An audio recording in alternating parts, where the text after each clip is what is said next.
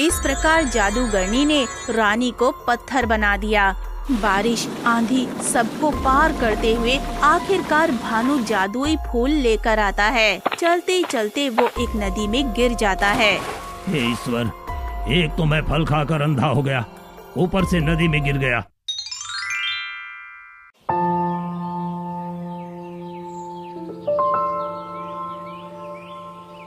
एक समय की बात है, वीरपुर नाम का एक सुंदर राज्य था। वहाँ पर राजा पृथ्वी का राज था।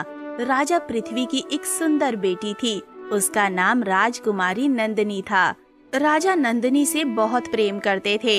एक दिन की बात है, राजा का मंत्री उनके पास आया। महाराज, अगर आपकी आज्ञा हो तो मैं आपसे एक बात कहूँ। बुरा मत मानिएगा महाराज। नहीं नहीं मंत्री, बोलो क्या बात है। भला हम तुम्हारी बातों का बुरा क्यों मानेंगे। मैं तो आपके पास एक प्रस्ताव लेकर आया था महाराज। दरअसल मेरा बेटा प्रताप बहुत बहादुर और साहसी है। हाँ मंत्री, मुझे पता है। तुम कहो तो हम उसे सेना का प्रमुख बना दें। अरे मैं अपने बेटे को राजा बनाने की सोच रहा हूँ और यह मूर्ख उसे सेना प्रमुख बनाना चाहता है। क्या सोचने लगे मंत्री। महाराज, दरअसल मैं राजकुमारी नंदिनी और प्रताप के विवाह की बात करने आया हूँ। क्यों ना हम दोनों बच्चों का रिश्ता करवा दें। ये तुम क्या कह रहे हो मंत्री, यह बिल्कुल असंभव है। भला मैं अपनी राजकुमारी का विवाह मंत्री के लड़के से कैसे कर सकता हूँ। अरे मेरी बेटी को कोई राजकुमार ही ब्याह कर ले जाएगा। क्षमा महाराज, क्षमा। मन में ये बात आई इसलिए आपसे कह दिया। अगर आपको ये विवाह स्वीकार नहीं है तो कोई बात नहीं। राजा की बातें मंत्री को बहुत अपमानजनक लगी। उसने मन में राजा से बदला लेने और अपने बेटे का विवाह राजकुमारी नंदिनी से करवाने की ठान ली थी। एक दिन की बात है, मंत्री एक तांत्रिक के पास गया। आओ मंत्री आओ, बहुत दिनों के बाद आना हुआ लगता है। अब तुम्हें मेरी आवश्यकता नहीं पड़ती। नहीं तांत्रिक नहीं, ऐसा नहीं है। मैं तो तुम्हारे पास बहुत महत्वपूर्ण कार्य से आया हूँ। कुछ ऐसा करो कि चंबलपुर का राजा खून के आंसू रोए। अरे तुम तो उसके आगे पीछे घूमते रहते हो। अचानक से उस राजा को परेशान करने की बात तुम्हारे दिमाग में कैसे आई? उस राजा ने मेरा अपमान किया है। अब तुम्हारी मदद से मैं राजा को बर्बाद कर दूंगा। तुम्हें मैं इतना धन दूंगा, इतना धन दूंगा कि वो कभी खत्म नहीं होगा। बस तुम्हें मेरी सहायता करनी है। मंत्री और तांत्रिक दोनों मिलकर योजना बनाते हैं। ये बहुत ही अच्छी योजना है। अब तुम देखना कैसे मैं तुम्हारा और मेरा, हम दोनों का भाग्य बदलता है। एक दिन राजकुमारी नंदिनी राजा के पास आई। दरअसल राजकुमारी नंदिनी को जंगल जाना था, इसके लिए उसे राजा से आज्ञा लेनी थी। वहाँ पर राजा मंत्री से कुछ जरूरी बातें कर रहे थे। कहो हमारी प्यारी बेटी, तुम कैसी हो? पिताजी, पहले आप मुझसे वादा करिए कि मैं जो आपसे कहूँगी आप मेरी बात पूरी सुनेंगे और मुझे मना नहीं करेंगे। बेटी, क्या तुम अपने पिता के पास स्वार्थ से आई हो? लेकिन फिर भी मैं तुम्हारा पिता हूँ। चलो बताओ क्या बात है? पिताजी, मैं जंगल घूमने जाना चाहती हूँ। आप मुझे आज्ञा दे दीजिए, मैं जल्दी लौट आऊंगी। नहीं बेटी, वहाँ पर दुश्मनों का खतरा हो सकता है। मैं तुम्हें इस प्रकार नहीं भेज सकता। मंत्री जी, अब आप ही पिताजी को समझाइए, क्योंकि ये मेरी बात नहीं सुनते। हाँ महाराज, क्यों नहीं राजकुमारी को अपने राज्य के बारे में सब कुछ पता होना चाहिए। आप राजकुमारी को जरूर जंगल भेजिए। लेकिन मंत्री जी, ऐसा करना बिल्कुल सुरक्षित नहीं होगा।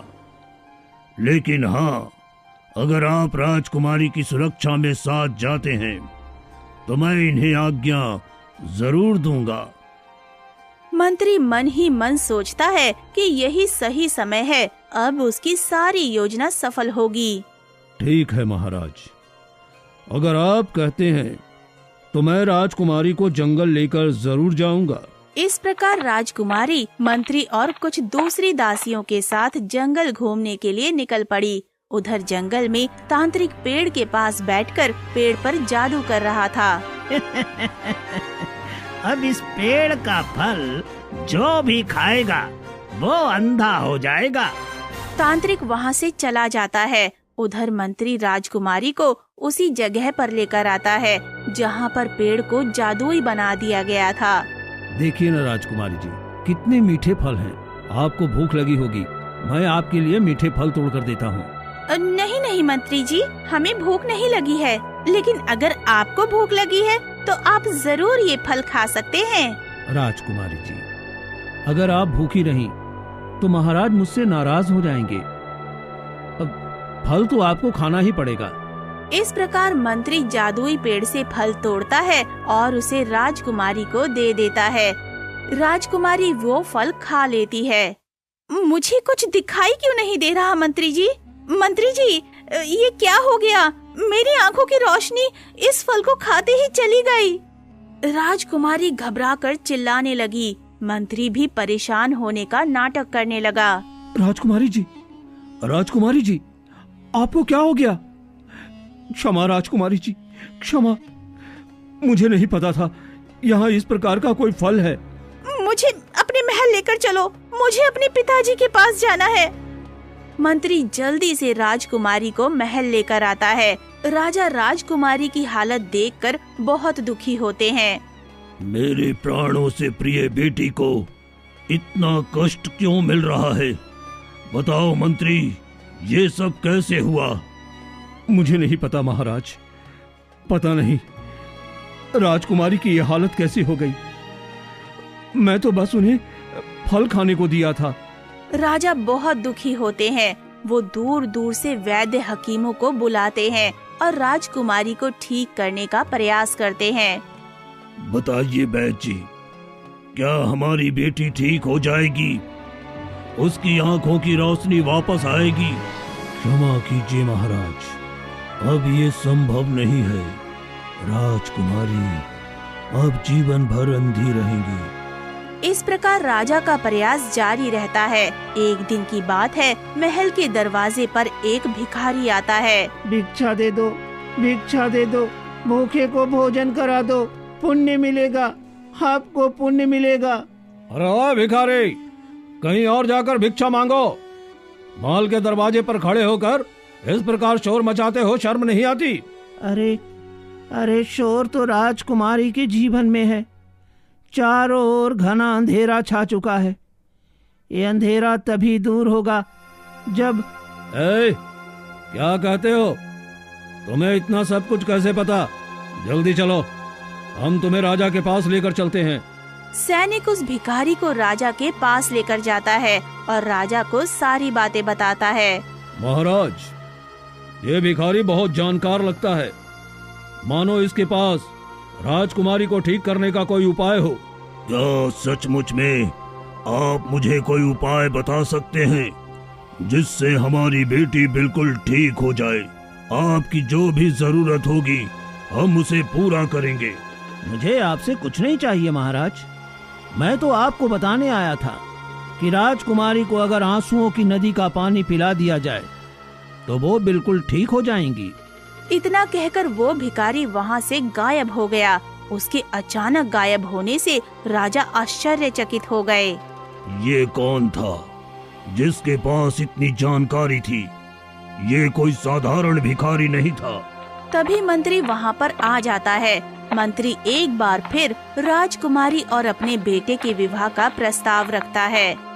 महाराज देखिए, अब राजकुमारी को कुछ दिखाई नहीं दे रहा है। भला कौन सा राजकुमार उनसे विवाह करेगा? आप सच कहते हैं मंत्री जी। अब शायद मेरी बेटी का जीवन बर्बाद हो चुका है। अब ऐसे ही अपना जीवन बिताएगी। आप बिल्कुल चिंता मत कीजिए महाराज। मेरा बेटा प्रताप अभी भी राजकुमारी से विवाह करने को तैयार है। वो राजकुमारी का पूरा ध्यान रखेगा। मंत्री जी, अगर आपने प्रताप और नंदिनी के विवाह की बात को खत्म नहीं किया तो निश्चित ही मैं आपसे मंत्री पद छीन लूंगा। राजा गुस्से में वहाँ से चला जाता है। ये राजा मेरे झांसे में क्यों नहीं आता? अरे अपनी अंधी बेटी को लेकर कब तक ऐसे बैठे रहेगा? मुझे और प्रतीक्षा करनी चाहिए।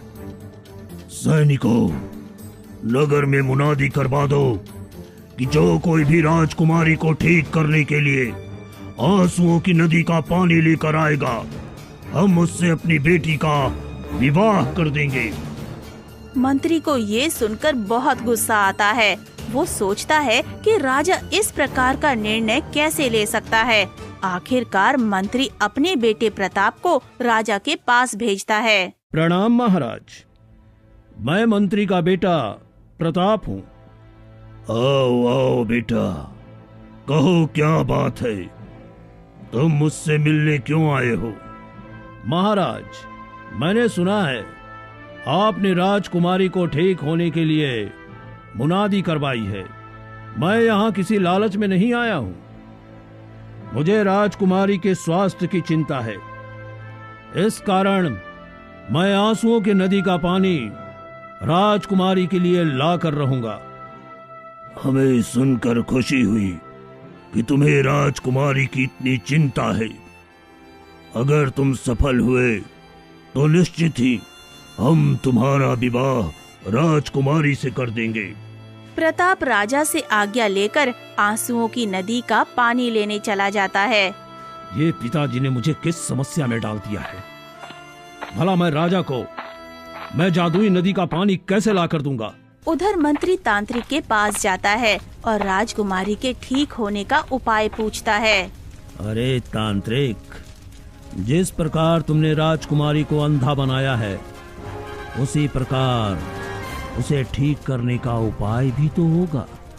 मंत्री, मुझे ऐसी विद्या नहीं आती कि मैं अपना जादू खत्म कर सकूं। इसलिए मुझसे कुछ मत कहो और जाओ यहाँ से। तांत्रिक मंत्री को कोई उपाय नहीं बताता है। इससे मंत्री बहुत निराश होता है। पिताजी, अब भला मैं राजकुमारी के लिए आंसुओं की नदी का पानी लेकर कैसे आऊंगा? मुझे आंसुओं की नदी का रास्ता तक नहीं पता। अब आप ही कोई उपाय करिए। बेटा, मैं उपाय करने के लिए तो गया था, लेकिन कुछ भी बात नहीं बनी। अब तुम ही प्रयास करो और कोई उपाय निकालो। प्रताप जंगल में जाता है और एक साधु से मिलता है। साधु महात्मा, मेरा नाम प्रताप है।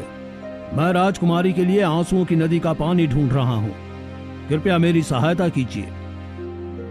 हाँ बेटा, क्यों नहीं। तुम इतने बड़े काम करने जा रहे हो, मैं तुम्हारी सहायता अवश्य करूंगा। साधु प्रताप से कहते हैं कि जादुई नदी तक पहुंचने के लिए प्रताप को काली गुफा को पार करना होगा। बेटा, तुम्हें जादुई नदी तक पहुंचने के लिए काली गुफा को पार करना होगा। अगर तुम ऐसा करने में सफल हो गए तो निश्चित ही तुम अपना लक्ष्य प्राप्त कर लोगे। साधु की बात मानते हुए प्रताप काली गुफा में जाता है। थोड़ी दूर आगे बढ़ने के बाद वो देखता है कि चारों ओर बहुत चमक धमक है। वहाँ पर एक बहुत ही सुंदर स्त्री बैठी होती है। अरे यहाँ तो बहुत सारा सुख है। इतना अधिक धन एक साथ तो मैंने कभी नहीं देखा। और ये सुंदर स्त्री कौन है? आइए महाराज, मैं आपकी प्रतीक्षा कर रही थी। यहाँ बैठिए। प्रताप स्त्री के पास बैठ जाता है और बातें करने लगता है। दरअसल वो माया में खो जाता है और भूल जाता है कि उसका लक्ष्य क्या था। कई दिन बीत जाने के बाद जब प्रताप वापस महल नहीं पहुंचता है, तब राजा को उसकी चिंता होती है। न जाने प्रताप कहाँ चला गया, कहीं उसे कुछ हो तो नहीं गया। अगर प्रताप नहीं आया तो मेरी बेटी कभी ठीक नहीं होगी। महाराज, न जाने मेरा इकलौता बेटा कहाँ पर होगा। राजकुमारी को ठीक करने के लिए उसने अपनी जान दे दी। कितने दिन हो गए महाराज, फिर भी लौट कर नहीं आया। इस प्रकार मंत्री अपने बेटे को याद करके रोता रहता है। इस गांव में भानु नाम का एक बहुत ही होशियार लड़का रहा करता था। भानु अपने माता पिता की खूब सेवा करता था। पिताजी, आप बिल्कुल चिंता मत करो, आपको कोई कार्य करने की जरूरत नहीं है। मैं आपका पूरा ध्यान रखूंगा। अरे, तुम जैसा बेटा पाकर हम धन्य हो गए।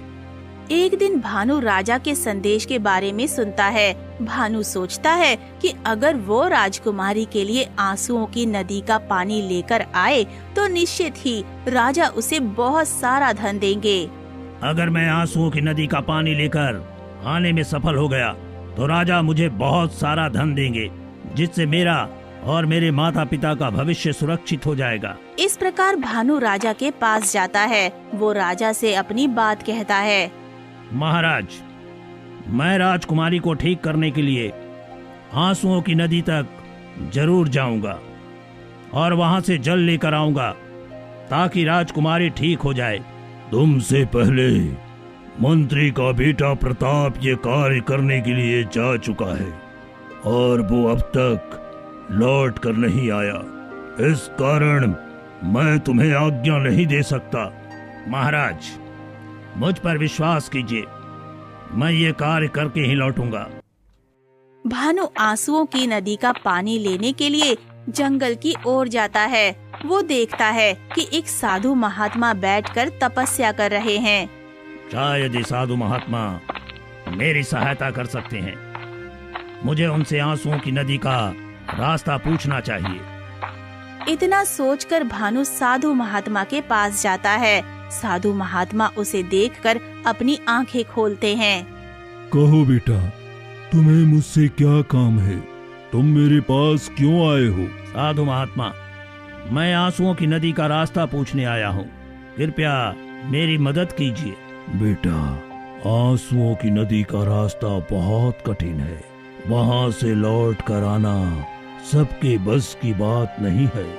साधु महात्मा, ये कार्य मैं अपने माता पिता की प्रसन्नता के लिए करना चाहता हूँ।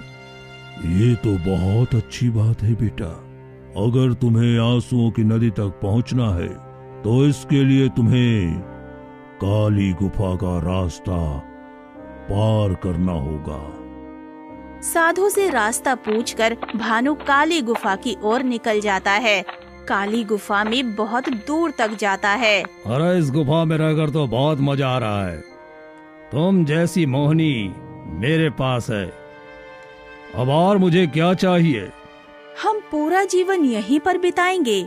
यहाँ की सारी सुख सुविधा आपके लिए ही है स्वामी। तभी भानु प्रताप को देखता है। वो पहचान जाता है कि ये तो मंत्री का लड़का प्रताप है। अरे, आप तो मंत्री के बेटे हैं, लेकिन आप राजकुमारी के लिए आंसुओं की नदी का जल लेने आए थे ना? फिर आप यहाँ पर कैसे? अच्छा, तो राजा ने तुम्हें भेजा है। मैं उस अंधी राजकुमारी के लिए कुछ नहीं करूंगा। ये देखो, इतनी सुंदर स्त्री मेरी प्रेमिका है। लेकिन राज्य में सभी को लगता है कि आपकी मृत्यु हो चुकी है। आपको अपने राज्य लौट जाना चाहिए। मंत्री जी आपको बहुत याद करते हैं। मूर्ख लड़के, तुम मुझे समझाओगे? चले जाओ यहाँ से। मंत्री का बेटा प्रताप भानु को डराकर वहाँ से भगा देता है। भानु मंत्री के बेटे की बातों पर ध्यान नहीं देता है और आगे बढ़ने लगता है। आगे बढ़ने पर उसे एक पेड़ दिखाई देता है। अरे, इस पेड़ के फल बहुत मीठे दिखाई दे रहे हैं। क्यों न मैं थोड़ा सा फल खा लेता हूँ, फिर आगे बढ़ूंगा। भानु पेड़ से फल तोड़ता है और खाने लगता है। फल खाते ही उसकी आंखों की रोशनी चली जाती है। दरअसल ये वही फल था जिसे खाकर राजकुमारी अंधी हुई थी। अरे, ये क्या? ये क्या हो गया? मेरी आंखों की रोशनी चली गई, मुझे कुछ दिखाई नहीं दे रहा है। मैं अपने लक्ष्य को कैसे प्राप्त करूंगा? भानु अंधा हो जाता है और इधर उधर भटकने लगता है। वो काफी ज्यादा परेशान होता है। उसे समझ नहीं आता कि वो कहाँ जाए। चलते चलते वो एक नदी में गिर जाता है। हे ईश्वर, एक तो मैं फल खाकर अंधा हो गया, ऊपर से नदी में गिर गया। जैसे ही भानु नदी से बाहर आता है, उसकी आंखों की रोशनी वापस आ जाती है। अरे, मेरी आंखों की रोशनी वापस आ गई। अरे मेरी आंखों की रोशनी वापस आ गई। लगता है ये वही जादुई नदी है जहाँ के पानी से राजकुमारी ठीक हो सकती है। मैं एक काम करता हूँ, इस नदी से पानी ले लेता हूँ। जैसे ही भानु नदी से पानी लेने जाता है, वहाँ पर एक साधु प्रकट हो जाते हैं। रुको बेटा, तुम इस नदी से जल लेकर नहीं जा सकते। साधु महात्मा, आप यहाँ? लेकिन आपने ही इस नदी का रास्ता बताया था, फिर आप मुझे रोक क्यों रहे हैं? बेटा, मैं इस पूरब नगर का उद्धार चाहता हूँ। मैं ही भिखारी बनकर राजा के महल में गया था। मैं जानता था कि उस नगर का कोई व्यक्ति ही हमारे राज्य का उद्धार कर सकता है। साधु महात्मा, कृपया मुझे बताइए, इस नगर को क्या हुआ है? साथ ही बताइए, इस नदी को आंसुओं की नदी क्यों कहा जाता है? बहुत समय पहले की बात है। इस नगर में एक दुष्ट जादूगरनी आई थी। इस नगर पर कब्जा करना चाहती थी। अब मैं इस नगर पर कब्जा कर लूंगी और यहाँ की महारानी बन जाऊंगी। मुझे महारानी बनने से कोई नहीं रोक सकता। दुष्ट जादूगरनी, मैं तुम्हें अपनी प्रजा को परेशान नहीं करने दूंगी। अगर तुम यहाँ की रानी बन गई, तो तुम मेरे नगर को बर्बाद कर दोगी। जादूगरनी ने देखा कि रानी जादूगरनी को उसकी योजना में कामयाब नहीं होने देगी। जादूगरनी ने अपनी शक्तियों का प्रयोग किया। बहुत घमंड है ना तुम्हें रानी, रुको, मैं अभी तुम्हें अपनी शक्तियाँ दिखाती हूँ। इस प्रकार जादूगरनी ने रानी को पत्थर बना दिया। रानी के पत्थर बनते ही ये नगर सूना हो गया। जादूगरनी को मैंने अपनी शक्तियों से यहाँ से दूर जाने पर विवश कर दिया, लेकिन महारानी सामान्य नहीं हो सकी। इस बात ने नगर के लोगों को इतना दुखी किया कि वो रोने लगे और उनके रोने के कारण ही आंसुओं की नदी बन गई। आज भी महारानी पत्थर की मूरत बनकर खड़ी है। हे साधु महात्मा, मुझे नदी के जल की आवश्यकता है, और यदि इस जल को पाने के लिए मुझे नगर की रानी को ठीक करना है, तो मैं ये कार्य कर सकता हूँ। नगर की रानी तभी ठीक होगी जब तुम जादुई फूल लेकर आओगे। जादुई फूल को प्राप्त करने के रास्ते बहुत कठिन है पुत्र, बहुत कठिन है। मैं हर संभव प्रयास करूंगा। जादुई फूल मैं महारानी के लिए लेकर आऊंगा। भानु जादुई फूल लेने के लिए निकल जाता है। उसे भयंकर कठिनाइयों का सामना करना पड़ता है। बारिश, आंधी सबको पार करते हुए आखिरकार भानु जादुई फूल लेकर आता है। साधु महात्मा, मैं जादुई फूल लेकर आया हूँ। बेटा, तुम बहुत बहादुर हो। आखिरकार तुम जादुई फूल लेकर आए। अब नगर की महारानी बिल्कुल ठीक हो जाएंगी। साधु और भानु दोनों महारानी के पास जाते हैं, जो पत्थर की मूरत बनी होती है। अपनी शक्तियों से फूल का प्रयोग करके महारानी को मूरत से इंसान बना देते हैं। आपका बहुत बहुत धन्यवाद साधु महात्मा। अगर आप नहीं होते तो ना जाने मैं कितने वर्षों तक पत्थर बनी रहती। ये सब कुछ इस बहादुर लड़की के कारण हुआ है महारानी।